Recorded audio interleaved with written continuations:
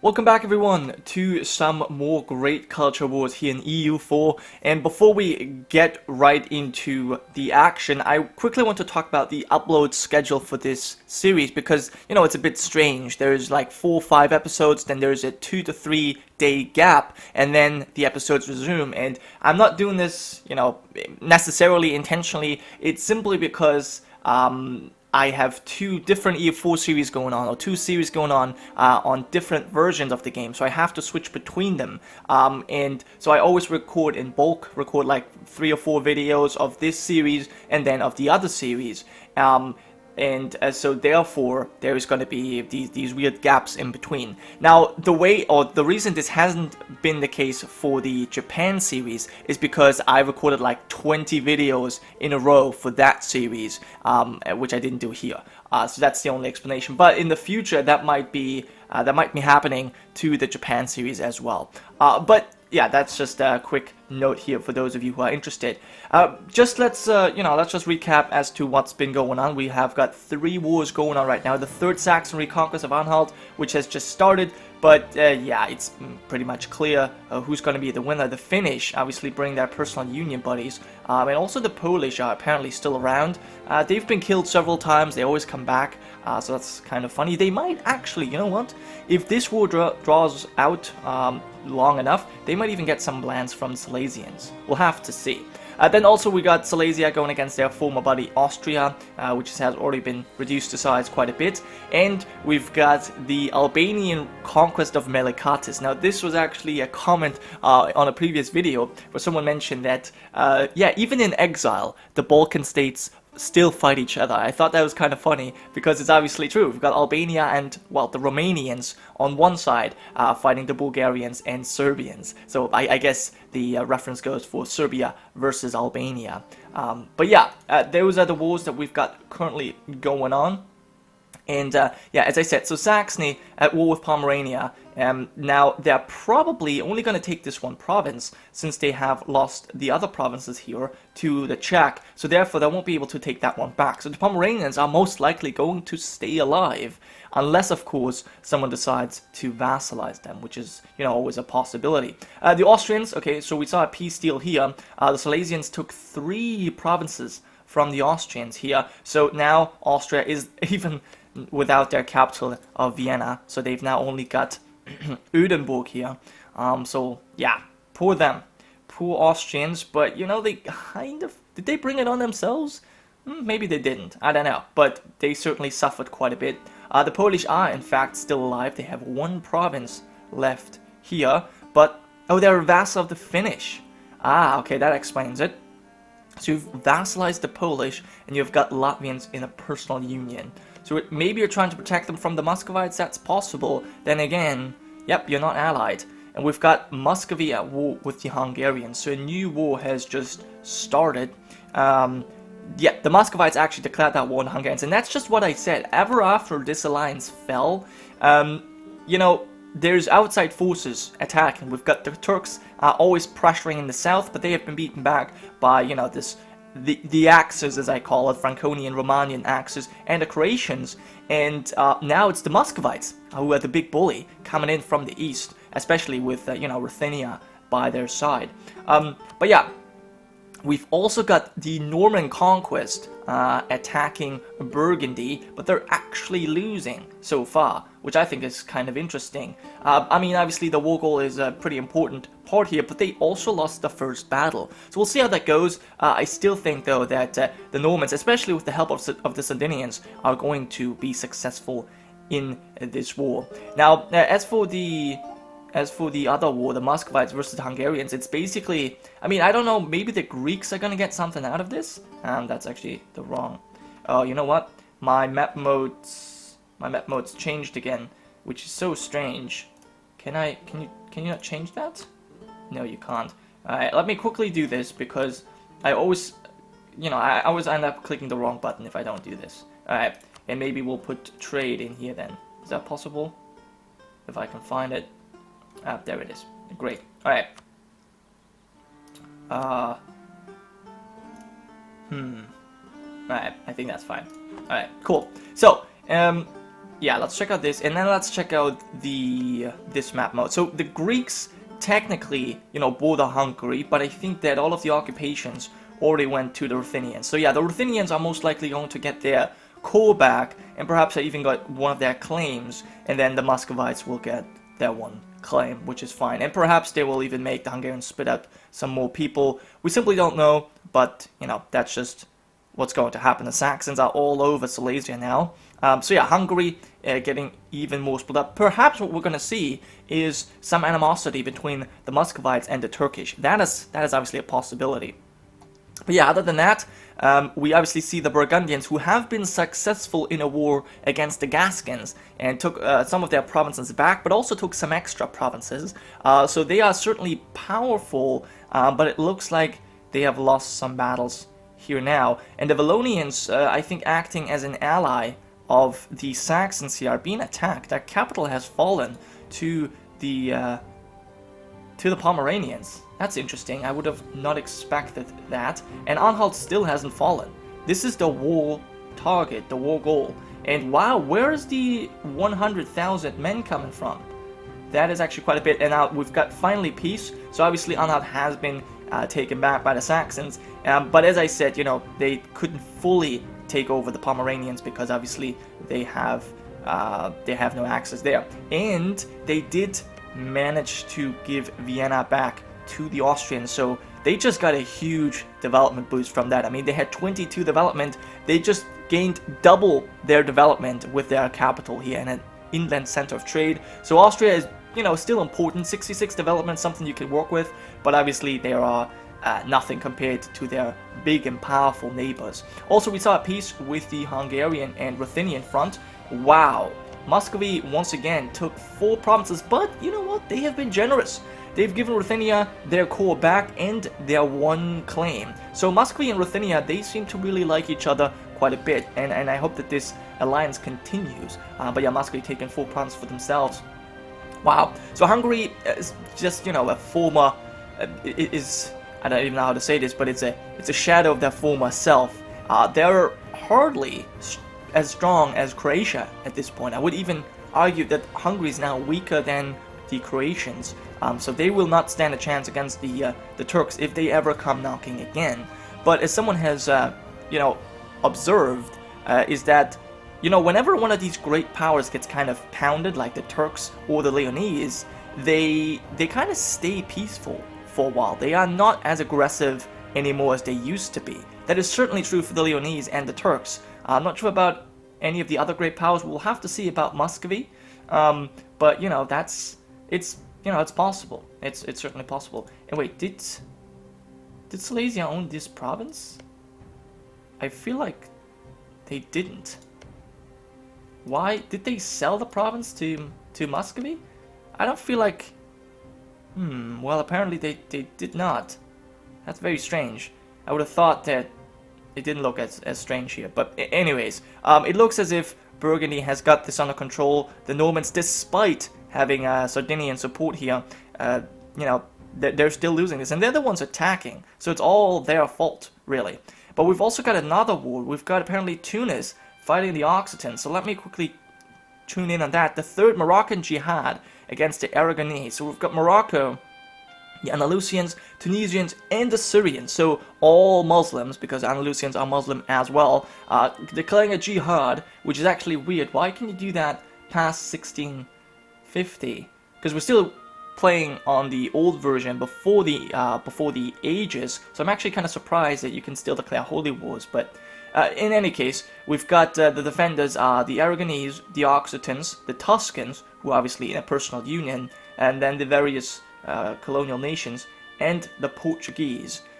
So yeah, the Occitan North Africa is being besieged, obviously, and they are forced to stay home because apparently their huge navy is not capable of dealing with the Tunisian navy, which is actually kind of surprising to me. So yeah, we'll see how things turn out. It's quite likely that obviously Portugal is going to lose provinces. Yeah, the Aragonese are going to lose land to the Moroccans. I guess the Tunisians are going to get land over here in Algeria or in the Maghreb region. And the Andalusians might even get some lands from the Portuguese. So this could be a win for all three of these nations. Not really sure what Serbia is going to get out of this. Perhaps, actually, Occitan, Tobruk, this could be useful to them. I mean, obviously, this entire region is a mess. Everyone is colonizing, just like India. I mean, we've got Egyptian Western India, which looks nice. Everything else is just terrible. It's just bad. You know, the English here, we've even got Irish in China. So this whole mess, I'm glad that we were able to kind of get some, well, I was just gonna say pretty borders, but when I look at this, it looks terrible. But we get some decent borders, at least, you know, in most parts of Europe. But, you know, the rest of the world's gonna just continue to look very, very ugly. So yeah, Normans are going to get absolutely smashed by the Burgundians. I wonder if you have claims. You do have one single claim, but I assume you're going to take even more land than that. Now, one problem the Burgundians have is that they don't have any allies. Nobody joined them in this war, which is actually kind of interesting. Yeah, both the Wallonians and the Piedmontese apparently broke their alliances. That's quite sad to see. So the Burgundians, even if they win this war, which, you know, it certainly looks like, they're in a bad position. They're going to be in a tough position. But yeah, I guess we should quickly check out this again. So this is all we've got going on. The Jihad, Moroccan Jihad, and the Norman Conquest, which is going very badly for them. Okay, well in that case, I might as well check out the Great Powers. So the Occitans are still #1, and you know what? They are speeding away from the Leonese. This is insane. I mean, obviously a lot of this comes from subject development, but even their own development is very close to the one of the Leonese. They really have been sleeping. It really seems like that. Now the Syrians are further behind as well, but for the most part that is also because their technology. The Catalans also behind in technology. Does that mean, we probably have gotten a new institution. Let me check this out. Where is the institution? Institutions. What was the recent institution that got added? Was it? Oh, it was the manufactories, I think. I think it was the manufactories. So that started in the Prussian lands, right? I think I remember that, and it hasn't spread everywhere just yet. The Catalans, obviously, because most of these lands are colonies, they didn't really have time to build up all kinds of manufactories here just yet. So this is why it's going to take a long time for them to get those. But eventually they will receive this as well. The Catalans actually are still one of the great powers, yep, but they have been surpassed by the Muscovites and the Scottish up there, obviously because of England, are very powerful. But yeah, colonization is going very well. We've got, who's Oregon? You are a Leonese colony. The Piedmontese with California and Mexico, and then we've even got the Norman Columbia here, Scottish Alaska. So yeah, it's filling up. There's actually, look at this. This is exactly Texas right there. The Occitans managed to take all of Texas. Kind of cool. But yeah, I think we should check out another war because the Muscovites are at war. Let's check this out. The Flemish just taking over some lands from the Swedes. Not particularly interesting, to be quite honest. But the Muscovites, together with their best buddies, the Ruthenians, fighting the Finnish, who have the Latvians. Now, apparently, the Finnish did oh right, the Finnish have lands over here. They vassalized Poland, they now even annexed Poland. Okay, so they bring their personal union by the Latvians and their allies, the Highlanders and even the Saxons, versus the Muscovites. So we see huge stacks of armies running around there. And, you know, the Muscovites are in a great position because both the Sami and the Ryazanians have already been beaten. They're very weak. That there's hardly anything they can do.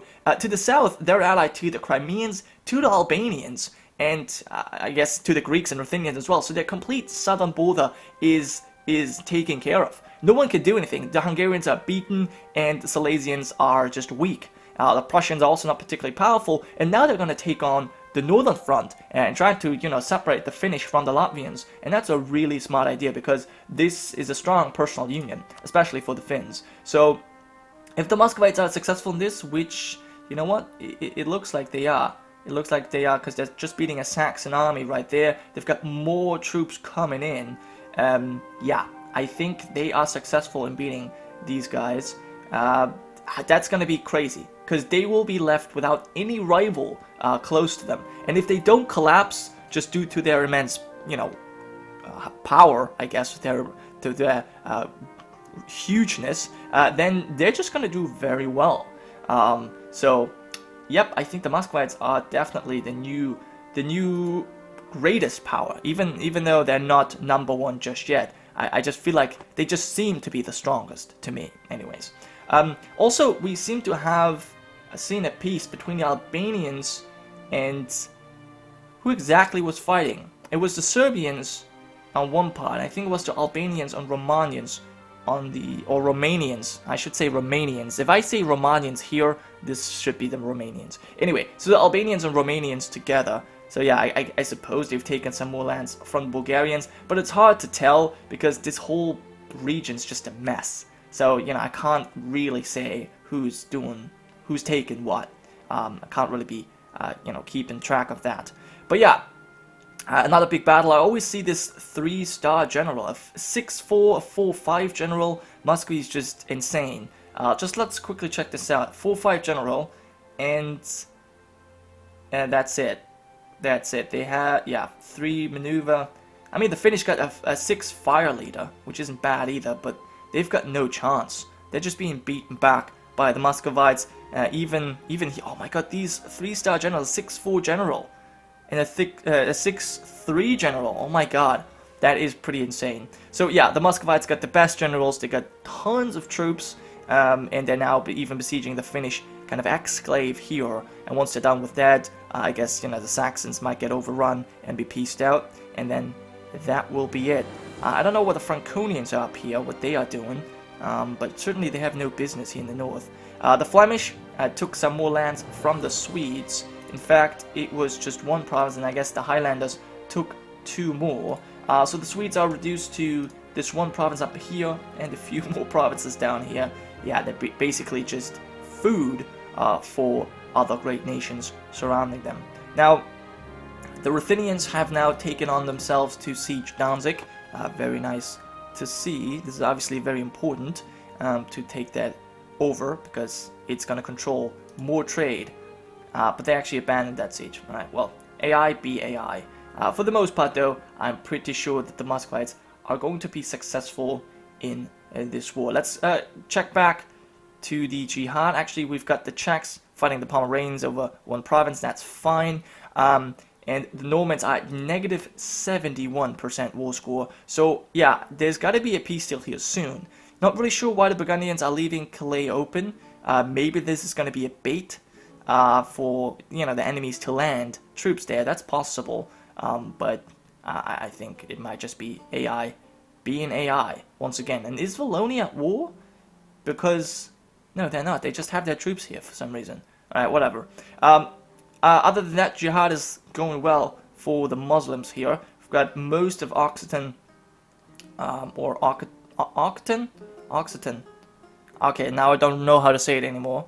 They've got most of this under control, and the Aragonese are trying to hold out. The Portuguese seem to be doing well so far. They've got Tuscan support, but they're being invaded from the Portuguese, from the Syrians here on this side. But for the most part, the Portuguese look the strongest still. So I guess the Portuguese are going to be the only ones without losing any lands in this war, I could imagine. But the Occitans, or Occitans, and now I don't know how to say it, god damn it. Well, they're gonna certainly lose lands, perhaps even the Tuscans. That's possible as well. But yeah, there we might see I was just gonna say we might see a victory for the Finnish Latvians, but no, the Muscovites are just unstoppable right now. And as I said, there's no one stopping them. Crimeans are their allies. The Ryazanians were just being beaten, and the Sami, I mean, they're trying to actually. You know what? The Sami have almost reached China. Oh, I guess you could say this is already China that they have reached here. So that's good for them. And we finally see something that is not furs, some iron. Oh, that's great to see. But I guess most of this is still going to be. We actually have cloth and salt and furs, of course, and even naval supplies. I always wonder why you need naval supplies in such a province. It just doesn't really make much sense to me. Now, let's quickly check out the We don't have any culture map modes. Well, let's see if we can find one. There it is, just right at the beginning. Huh. Okay, well obviously the Sami culture has migrated from their starting province here in Kola all the way over here, but it's still looking strong. The culture itself certainly looks powerful. Other than that, we have not really seen a whole lot of conversions, which is unfortunate. For the most part, it's just colonization, and then whenever you conquer something, it's simply being accepted. The cultures are simply being accepted. Which, makes sense. It's so much easier than to actually convert them. But yeah, this is the culture map for now. And the Catalans, oh wow, have the Catalans colonized some more? Might be that they have. Okay, so I think on that note, I will end this episode here. So we see a very, very powerful Muscovy, an ever-growing Muscovite army that is just stomping everyone in their path. They're still not number 1, but, we might see them. The Delini is actually number 3 now, so definitely dropping. And the Normans, they're not going to be a great power after this war with the Burgundians. At least, I don't think so. Anyways, that was it for this episode. Thank you so much for watching, and I'll see you guys next time.